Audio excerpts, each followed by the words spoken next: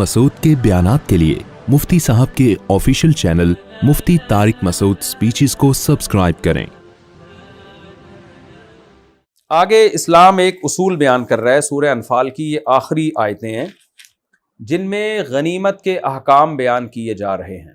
اب یہ جو آیتیں ہیں نا، ان الذین آمنوا وہاجروا وجاہدوا باموالہم، یہاں سے آخر تک جو پورا رکوع ہے، اس کے فقہی احکام آپ پہلے سمجھ لیں گے تو پھر انشاءاللہ تفسیر سمجھنے میں آپ کے لیے آسانی ہوگی۔ ان آیتوں میں اصل میں قرآن یہ بتا رہا ہے وراثت کے احکام، کہ ہوا یہ تھا کہ جو مہاجر صحابہ تھے جب وہ ہجرت کر کے آئے تو ان کے سارے رشتہ دار زیادہ تر کے مکہ میں رہ گئے۔ کوئی اکیلا آیا، باپ آیا ہے تو بیٹا وہاں ہے، شوہر آیا ہے تو بیوی وہاں رہ گئی، اس طرح سے رشتہ دار سارے تتر بتر ہو گئے تھے۔ اب یہ سارے قسم پرسی میں تھے، تو نبی صلی اللہ علیہ وسلم نے کیا کیا کہ مہاجر صحابی کو انصار کے حوالے کیا، ایک ایک انصاری نے ایک ایک صحابی اپنے ذمے لے لیا۔ تو عقد موالات ہوا۔ عقد موالات کہیے بھئی ہر چیز میں ہم برابر کے شریک ہیں، میں جو کماؤں گا آدھا تمہارا آدھا میرا، اس طرح کا ایک ایگریمنٹ ہوا سب میں۔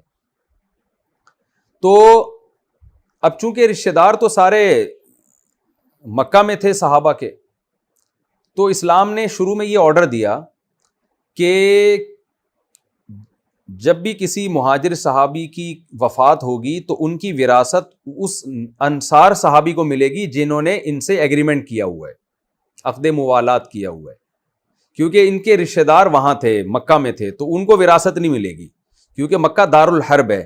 تو اگرچہ وہ مسلمان ہیں لیکن چونکہ ہجرت نہیں کی ہے، تو ہجرت نہ کرنے کی وجہ سے رشتہ داروں کو آپس میں وراثت نہیں ملے گی، اسی رشتہ دار کو ملے گی جو ہجرت کر کے آیا ہوا ہو۔ تو اگر کوئی رشتہ دار نہیں ہے تو پھر اس انصار صحابی کو مل جائے گی جنہوں نے ان مہاجر صحابی کو اپنے گھر میں رکھا اور اپنے مال میں شریک کیا۔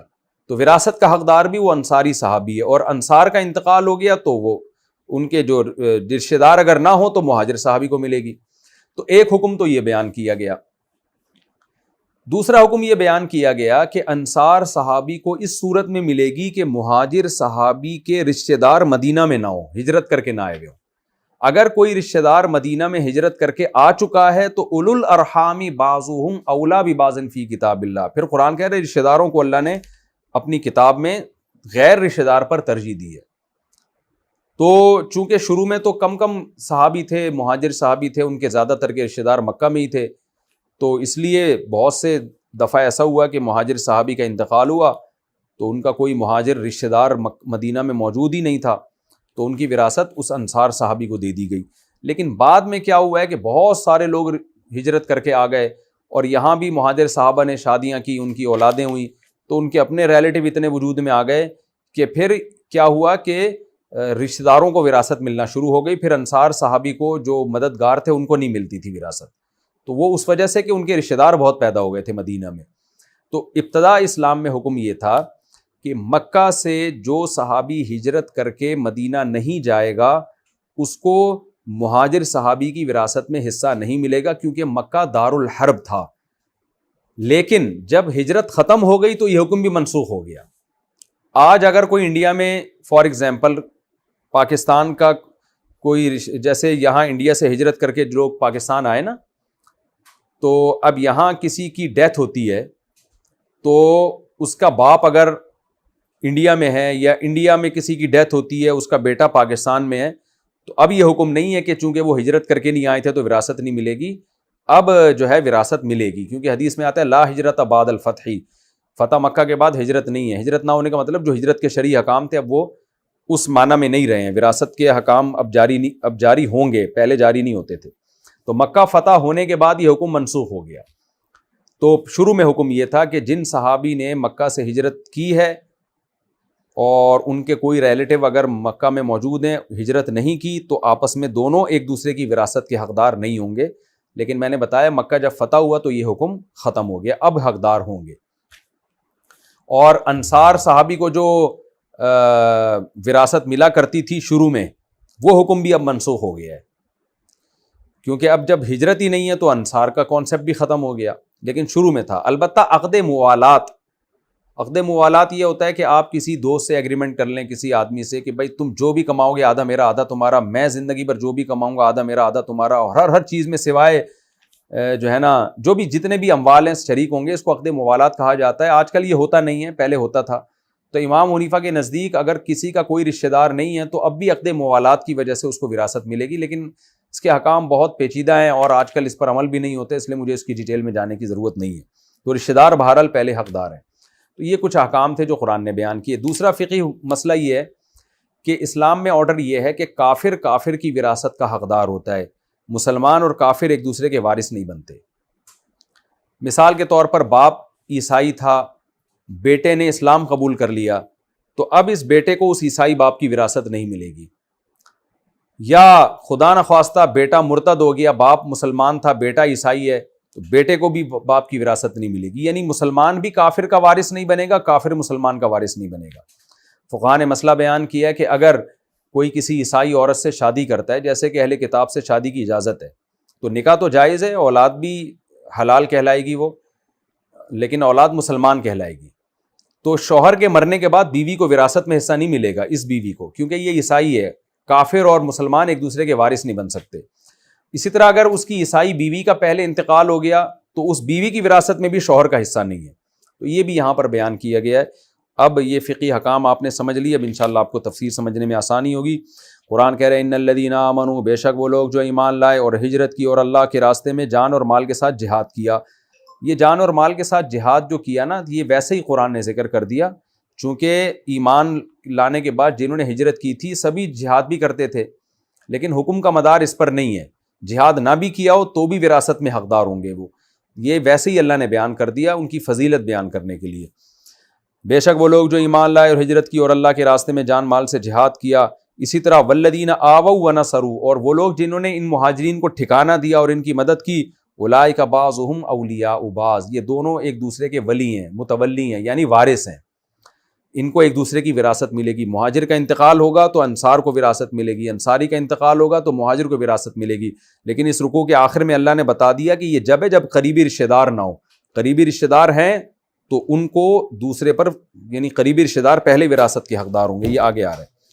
آگے اللہ کہتے ہیں والذین آمنوا، اور وہ لوگ جو ایمان لائے، ولم یہاجروا، اور انہوں نے ہجرت نہیں کی، ما لکم من ولایتہم من شیء، تو پھر تمہیں ان کی ولایت میں یعنی ان کی وراثت میں کچھ بھی نہیں ملے گا، نہ تمہیں ان سے وراثت ملے گی نہ انہیں تم سے وراثت ملے گی، حتی یہاجروا، جب تک کہ وہ ہجرت نہ کر لیں۔ لیکن یہ حکم فتح مکہ کے بعد منسوخ ہو گیا۔ قرآن کہہ رہا ہے وراثت میں تو ایک دوسرے کے حقدار نہیں ہوں گے، لیکن یہ نہیں کہ تمہارا ان سے تعلق ہی ختم ہو گیا، نا نا نا نا نا۔ وَإِنِ اسْتَنصَرُوكُمْ فِي الدِّينِ، اگر دین کے معاملے میں تم سے مدد طلب کریں، جیسے وہ مکہ میں ہیں اور کافر ان پہ ظلم کرنا شروع کر دے اور وہ تم سے مدد طلب کریں، فَعَلَيْكُمُ النَّصْرُ، تو تم پر ان کی مدد واجب ہے۔ ٹھیک ہے، وراثت کے حکام تو جاری نہیں ہو رہے، لیکن مدد تمہیں بہرحال ان کی کرنی پڑے گی۔ الا علی قوم، ہاں ایسی قوم کے خلاف تم مدد نہیں کر سکتے، بینکم و بینہم میثاق، تمہارا اور ان کا ایگریمنٹ ہو آپس میں۔ تو ایگریمنٹ اگر ہے تو ظاہر ہے پھر تو نہیں مدد ہو سکتی، کیونکہ تم نے جنگ بندی کا ایگریمنٹ کیا ہوا۔ دیکھیں قرآن کیسے یعنی ایگریمنٹ کی پابندی کا حکم دیتا ہے۔ آپ نے کسی قوم سے ایگریمنٹ کیا کہ ہم تم سے نہیں لڑیں گے، اب وہ قوم آپ کے ظلم کر رہی ہے، کسی آپ ہی کے اہل اسلام سے لڑ رہی ہے، تو بھی قرآن آپ کو اجازت نہیں دیتا کہ آپ اس قوم سے لڑیں، مدد کے لیے بھی لڑیں۔ وجہ اس کی ہے کہ آپ کا جنگ بندی کا معاہدہ ہے۔ تو قرآن کہتے ہیں مکہ میں جو کمزور مسلمان ہیں تم پر لازم ہے کہ ان کی مدد کرو اور ظالموں سے لڑو، مگر وہ ظالم جن سے تمہارا جنگ بندی کا ایگریمنٹ ہے ان سے تمہیں لڑنے کی اجازت نہیں ہے۔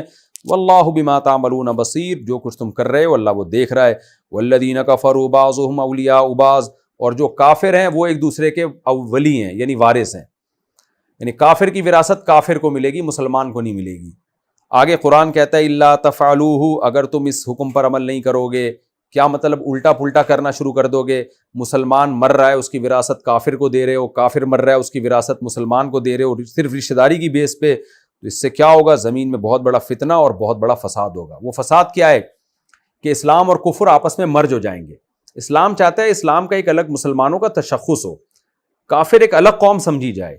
اتنی ہیومن رائٹس اور جو ہے نا انسانیت کو جوڑنے کی باتیں کرنا، اتنے براڈ مائنڈڈ بن جانا کہ اسلام اور کفر کا فرق ہی ختم ہو جائے، تو اس سے اسلام کمزور پڑے گا، اسلام کا تشخص ختم ہو جائے گا، اور جب اسلام کا تشخص ختم ہوگا تو اسلام کمزور ہوگا، اور اسلام کمزور ہونے سے زمین میں فساد پھیلے گا۔ اس لیے اللہ کہہ رہے ہیں کہ اتنا براڈ مائنڈڈ مت بنو کہ کافر مرنے کے بعد مسلمان کو وراثت مل رہی ہے، مسلمان کے مرنے کے بعد کافر کو وراثت مل رہی ہے، یہ بہت بڑے فساد اور فتنے کا ذریعہ بنے گی یہ چیز. اس لیے ایک لکیر بیچ میں ہونی چاہیے ایمان اور کفر میں. ٹھیک ہے وہ تمہارے رشتہ دار ہیں کافر، ان سے تم اچھا سلوک کرو جیسے کہ قرآن میں دوسرے مقام پر ہے، مگر اتنا ریزرو رہنا ضروری ہے، ان کو بتا دیا جائے بھائی مرنے کے بعد کوئی وراثت نہیں ہے، نہ ہماری تمہیں نہ تمہاری ہمیں. یہ اللہ نے صاف لفظوں میں آرڈر کر دیا. کافر ایک دوسرے کے وارث بنیں گے اور مسلمان ایک دوسرے کے وارث بنیں گے، مسلمان اور کافر ایک دوسرے کے وارث نہیں بن سکتے. آگے اللہ کہتے ہیں والذین آمنوا وہاجروا وجاہدوا فی سبیل اللہ، جو لوگ ایمان لائے، ہجرت کی اور اللہ کے راستے میں جہاد کیا، اور جن لوگوں نے والذین آووا ونصروا، جنہوں نے مدد کی اور ان کو سپورٹ کیا، اولئک هم المؤمنون حقا، یہی اصل میں کامل مومنین ہیں. یعنی ان کی فضیلت بیان کی جا رہی ہے کہ جو ہجرت نہیں کر رہے ان پر فضیلت ہے ان لوگوں کو جنہوں نے ہجرت کی. لہم مغفرۃ ورزق کریم، ان کے لیے مغفرت اور بہت عزت والی روزی ہے.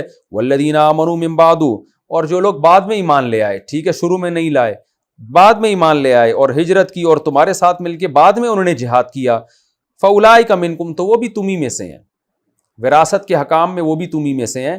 ٹھیک ہے فضیلت کم ہے، لیکن ایسا اس بات کا خطرہ تھا نا کہ یہ کہا جا سکتا تھا کہ بھئی جنہوں نے شروع میں ہجرت کی ہے ان کو تو وراثت ملے گی رشتہ داروں میں سے، جو بعد میں ہجرت کر رہے ہیں ان کو نہیں ملے گی. اللہ کہتے ہیں ایسا نہیں ہے، جو بعد میں ہجرت کر رہے ہیں وہ بھی وراثت کے حقدار بن جائیں گے. لیکن میں نے بتایا یہ حکم منسوخ ہو گیا فتح مکہ کے بعد، اب ہجرت کریں نہ کریں ایک دوسرے کے وارث بہرحال بنیں گے. آگے اللہ فرماتے ہیں وَأُولُو الْأَرْحَامِ بَعْضُهُمْ أَوْلَىٰ بِبَعْضٍ فِي کتاب اللہ. ایک قاعدہ کلیہ یاد رکھو کہ وراثت کے معاملے میں رشتہ داروں کو غیر رشتہ داروں پر بہرحال فضیلت ہے. تو یہ جو انصار اور مہاجر ایک دوسرے کے والے وارث بن رہے ہیں، یہ جب ان کے قریبی رشتہ دار موجود نہ ہوں، موجود ہوں گے تو وہ پہلے حقدار ہوں گے. ان اللہ بکل شیء علیم، اللہ ہر چیز کو جاننے والا ہے، اس لحاظ سے اس نے تمہیں احکام دیے. یہ ہمارا رکوع کمپلیٹ ہو گیا. جلدی میں اس کا خلاصہ علمی نقطے بیان کر دیتا ہوں، پھر ہماری سورہ انفال آج کے ایپیسوڈ میں ختم ہو جائے گی. پہلا تو حکم یہی ہے کہ نبی صلی اللہ علیہ وسلم کو بتایا جا رہا ہے کہ اے نبی، اگر یہ لوگ جو بدر کے قیدی جو اسلام قبول کر رہے ہیں تو آپ ان کے ظاہر کو دیکھیں، ان کے باطن کو نہ دیکھیں. تو اگر ان کے دل میں کوئی خیانت کا خوف ہوگا تو اللہ ان سے انتقام لے گا. تو ہمیں بھی اسی توسط سے یہ حکم ہے کہ کوئی بھی غیر مسلم اسلام لاتا ہے، کوئی بھی خیر کی طرف آتا ہے تو ہم نے اس کے ظاہر کو دیکھنا ہے، ہم نے باطن کو نہیں ٹٹولنا. ایک حکم تو یہ ہمیں پتہ چلا. دوسری بات کہ وراثت کے حکام اللہ نے بیان کر دیے کہ کافر کا وارث ہوگا، مسلمان کا وارث نہیں ہو سکتا، اور مسلمان کا وارث ہوگا، کافر کا وارث نہیں ہو سکتا. یہ بہت اہم حکم ہے، آج اس کی بھی دھجیاں اڑائی جا رہی ہیں. لوگ یورپ اور غیر مسلم کنٹریز میں جو رہتے ہیں وہ اسلام کے بجائے ان ملکوں کے قوانین کو فالو کر رہے ہیں. اسلام نے واضح حکام دے دیے بھائی وراثت نہیں ہوگی. تو اسلام اور کفر میں ایک لکیر ہے، وہ برقرار رہے گی بہرحال. اور اللہ نے جو لوگ پہلے ہجرت کی اور جہاد کیا ان کی فضیلت بیان کی. اس سے پتہ چلتا ہے جو بھی نیکی میں پہل کرتا ہے اس کی فضیلت اسلام میں نیکی میں تاخیر کرنے والوں سے بہرحال زیادہ ہے. یہی مختصر اس رکوع میں کچھ علمی نقطے تھے جو میں نے آپ کے سامنے پیش کیے. اور ایگریمنٹ کی پابندی کا بھی پتہ چلتا ہے اس سے کہ قرآن کہہ رہے ہیں مکہ میں جو کمزور اور ضعیف ہیں وہ مدد طلب کریں تو تم نے مدد کرنی ہے، لیکن ایسی قوم سے لڑنے کی پھر بھی تمہیں اجازت نہیں ہے جن سے تمہارا ایگریمنٹ ہے. اس سے پتہ چلتا ہے اسلام زبان کی پاسداری کا کتنا حکم دیتا ہے.